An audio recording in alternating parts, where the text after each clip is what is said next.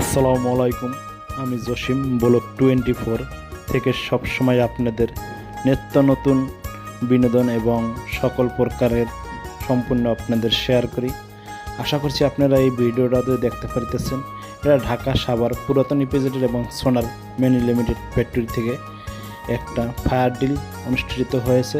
অনেক সুন্দর, প্রত্যেক মাসে মাসে এই ডিল হয় এবং সকল ফ্যাক্টরিতে এই নিয়মকানুনগুলো যেন মেনে চলে এবং সমস্ত কারখানায় যেন এরকমের নিয়ম শৃঙ্খলা মেনে সমস্ত ফ্যাক্টরিতে যেন ফায়ার ডিল হয়।